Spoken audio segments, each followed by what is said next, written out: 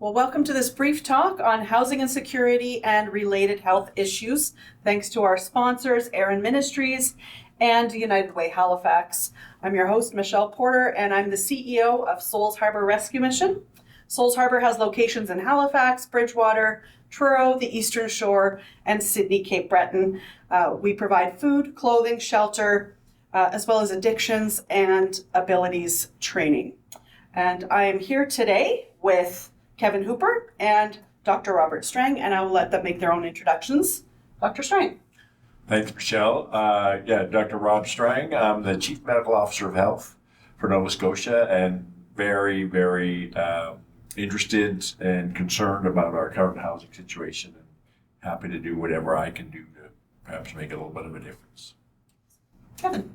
And Kevin Hooper, Social Development and Partnerships Manager with United Way Halifax. And just really happy to have this conversation and draw attention to these issues. Awesome. So Kevin, we've been hearing about increases in the numbers of people who are experiencing homelessness. Can you tell us a little bit about what the current situation looks like and also how it's different than in the past? I think I want to start by saying, in many respects, fundamentally, things haven't changed all that much from the point of view of, the decreased investments in housing that we've made over the course of several generations since the early 80s. We've been basically courting a housing crisis for a very long time. Through those 40 years, homelessness numbers, housing insecurity has, been increasing pretty steadily.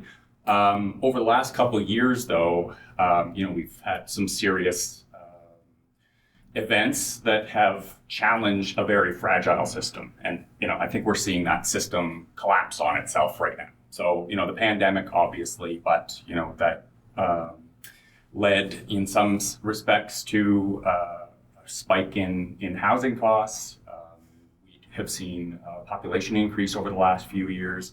All of these things have really just resulted in a very unstable housing market. And over the last year especially, we've seen the numbers of people living in a state of homelessness spike up. It's, we're at something in the order of 750 people in Halifax right now who are actively homeless. That's about double what it was last year at this time.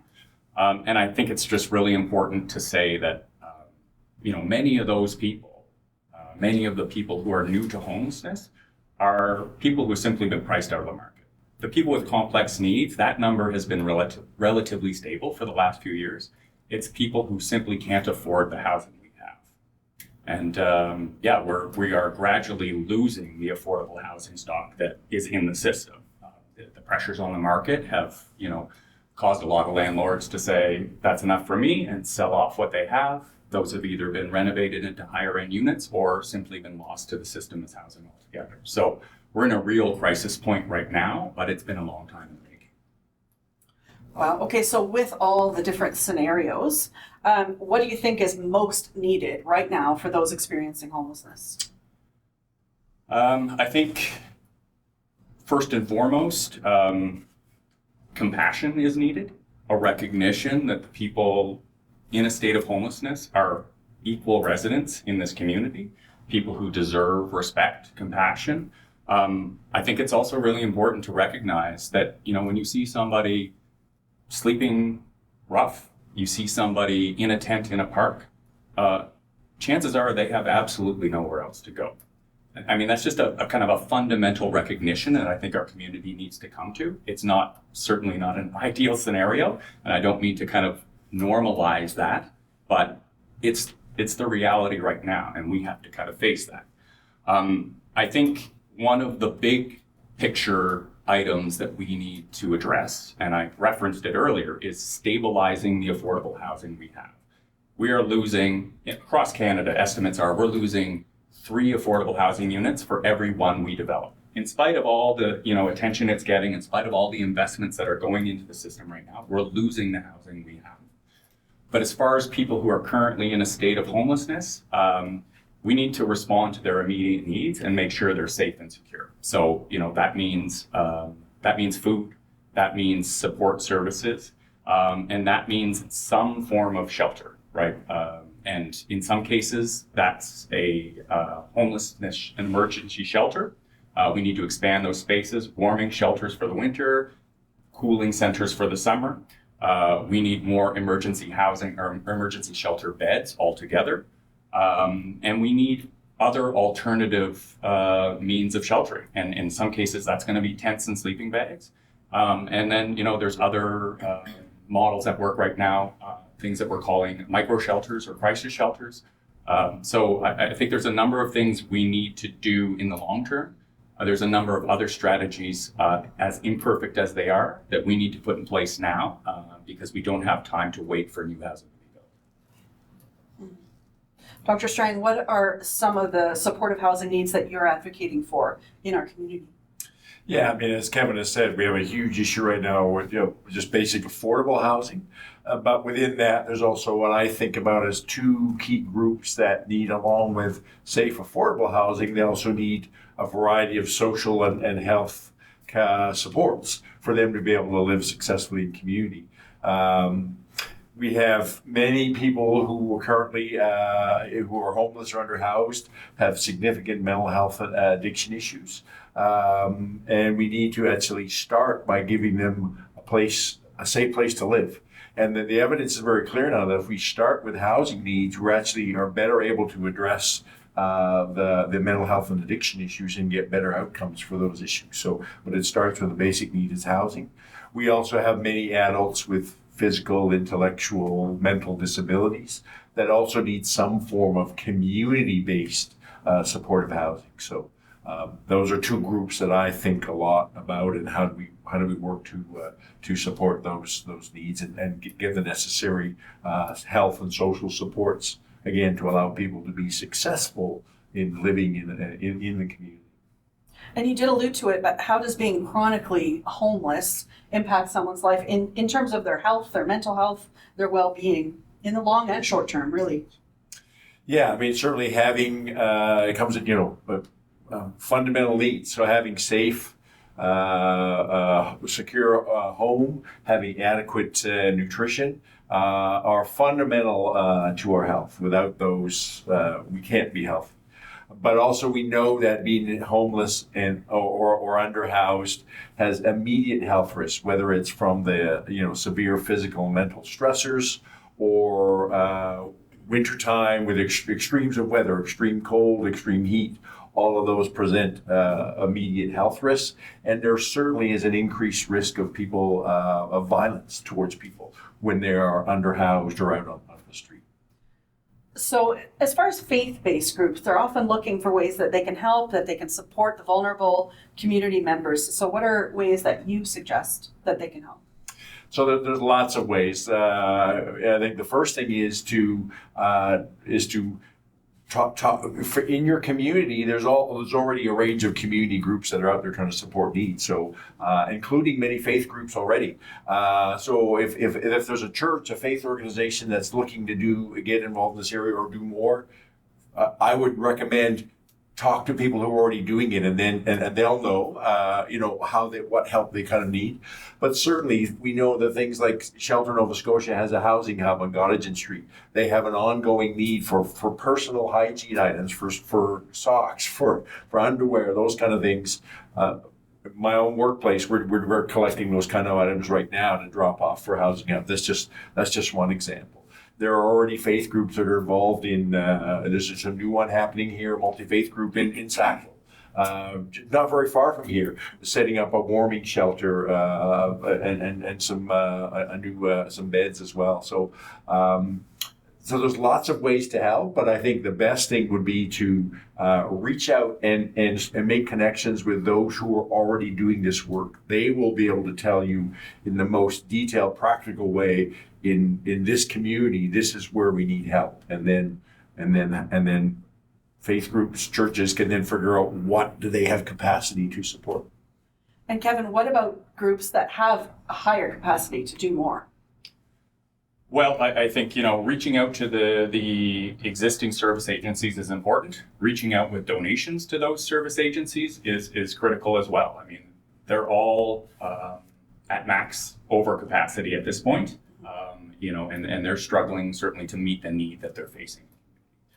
As far as, responding to the needs of people who are currently on the street, we need tents, we need sleeping bags, we need ways to keep people, relatively safe and warm through the winter. Again, it's not an ideal scenario, and I can't imagine there's anybody who would say, that this is their preference, but this is the situation we're in. So again, the Housing Hub, other agencies that distribute these types of materials in the community, they'd certainly be looking for material donations of that kind. And then from there, I think that there's certainly a wide range of kind of larger contributions. We need space for housing support services. That might be in the form of warming shelters. It could possibly come in the form of new emergency shelter beds. We're also pursuing this micro shelter model that I talked about before. So we need space and a kind of a community group that's willing to host and support those units. Tell us a little bit more about micro shelters and what's involved in becoming a host. So micro shelter is, the design that we've been using thus far is basically got an 8 by 8 foot footprint. It's a unit for a single individual. It's furnished, has a bed, a desk, it's got electricity and heat, and is typically located adjacent to a facility with bathroom, laundry, kitchen facilities. There's a few groups in the community now that are hosting these. The Archdiocese of Halifax Yarmouth hosts a few, Beacon House in Sackville as well. There's a commitment there to, providing the necessary supports to the individuals in those units. That certainly ranges depending on the individual. In some cases, it's just a matter of kind of staying in contact and making sure they have what they need. If they're kind of somebody with low support needs. In other cases, that might mean, higher level of supports and possibly having, a social worker or a housing support worker on staff to kind of, keep track of how they're doing and make sure that things are going okay for them. And Kevin, what about long-term solutions to eradicating homelessness? Well, I think, again, kind of going back to the idea that this housing crisis is not a blip in time. It's not an isolated event. It is a product of the system we have kind of working right now. And I think in that sense, we need to kind of fundamentally rethink the values that we apply to housing. If we continue down the road of only providing housing to the kind of economically privileged, right? The people who can afford it, we're going to be in this situation and worse for a long time to come. I think that, instead of thinking about it as a kind of an economic entitlement, we need to think about housing as a human right. It's a fundamental need, and people's lives and health will suffer, community will suffer, our economy will suffer, unless we ensure that everybody has an adequate, stable housing opportunity. Again, I alluded to it earlier, but we need to stabilize the housing we have. We need to retain the affordable housing we have in community and stop the flow of people who currently have housing but are insecure in that housing from landing in a state of homelessness. That's for two reasons. I mean, for one, anybody who lands in a state of homelessness, statistics will tell you that, their life prospects quickly start to kind of go on a downward slope. It's a very stigmatizing, traumatizing event to become homeless, but it's also a matter of just the function of the system. Those emergency services are being inundated with people who simply are there because they have nowhere else to go. They've been priced out of the market and they have nowhere else to turn. Those emergency services need to be focusing on the people with the higher needs. We need to, again, kind of pull those other people, the people who are priced out of the market, out of the system and just stabilize their housing. We need long-term supported housing opportunities for people with high needs. We need to expand the opportunity in that regard. And we need, I believe we need to diversify our approach to housing, away from an over-reliance on kind of a free market for-profit system. We need to kind of increase the stock of nonprofit housing, that is dedicated to community purpose. And I think, United Way and others in community, Upper Hammonds Plains and Beachville, we've all been looking at a model called a community land trust. and that's a nonprofit organization that owns and manages housing for community in perpetuity. And basically is kind of following that notion of housing as a human right and housing and land as a community asset that needs to be kind of shared and distributed equitably. Did you have any further thoughts, Dr. Strang?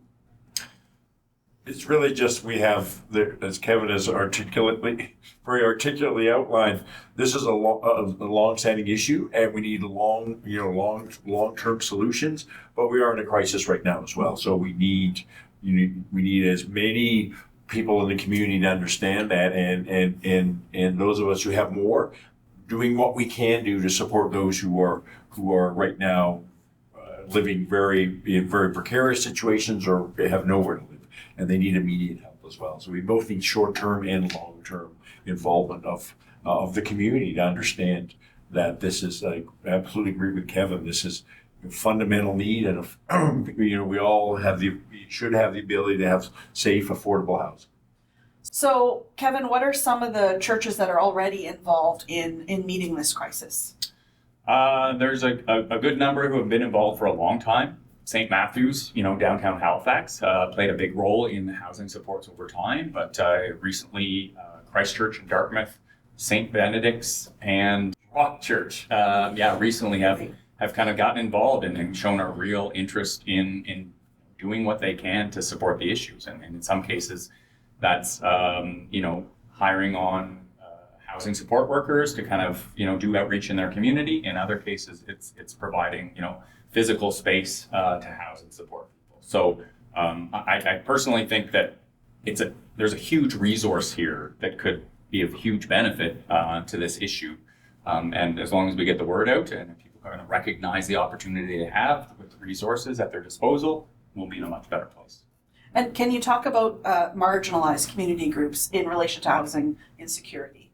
Yeah, this is critical to kind of recognize. There's a wide range of people who are dealing with the housing crisis, and then our responses need to kind of be respectful of that diversity. But it's important to kind of point out specifically, there are communities who are suffering disproportionately and have for a very long time. In our community, homelessness statistics and housing insecurity statistics will say that African Nova Scotians, Black community members, Indigenous community members, newcomers, and the disability community are just really overrepresented in these numbers. And in many respects, I think it's because we haven't spent enough time thinking about their specific needs and how we resource those communities and organizations that serve them specifically. I think that just needs to get far more attention if we're going to get to where we want to be. Dr. Strang, tell us a little bit about these new CAPE teams we've been hearing about. So the CAPE teams are being led by Aaron Ministries, and they're called Community Action and Impact Teams. It really is a recognition that we were talking about homelessness. We also have a very much linked need of food insecurity as well. Many churches and faith organizations across the province have been trying to address these needs for years and doing really wonderful work, but often doing it in isolation. And so what the concept around the K teams is that by coming together, churches and faith groups working together, and then building their relationships with other community organizations, the collective impact can be greater and be much more efficient and effective by that collaborative kind of approach. So that's the whole really idea of the K team. So that one of the things that churches or faith groups can think about is that getting into this work is joining with others within their community to have that collective, greater and collective impact. So what Aaron Ministries is doing in their leadership role is really working to encourage, focus, and equip these K teams. And so any group that's interested, really reaching out to Aaron Ministries, they have a website and they can get involved in these K teams, again, to have that greater and collective. So Kevin, if someone wants to help, how do they get in touch? Well, again, there's lots of service agencies out there, and if there's one in your community that you're familiar with, get in touch and ask them how you can help. Okay. The Housing Hub, again, I will say is somewhat of a one-stop shop. They provide material supports to people, but they also provide housing support and navigation through the system. So if you're looking for perspective on the big picture, they're a very good organization to get in touch with. They're kind of run out of Shelter, Nova Scotia. So if you go to the Shelter Nova Scotia website, you'll be able to track down the Housing Hub. But anything beyond that, United Way is certainly willing to kind of talk about possibilities, find opportunities for people to kind of get involved. So happy to have anybody contact me directly. My email is khooper@unitedwayhalifax.ca, or track me down or anybody else within United Way at unitedwayhalifax.ca. That's great. Thank you both for being here today, and we look forward to serving our neighbors with you. Thank you.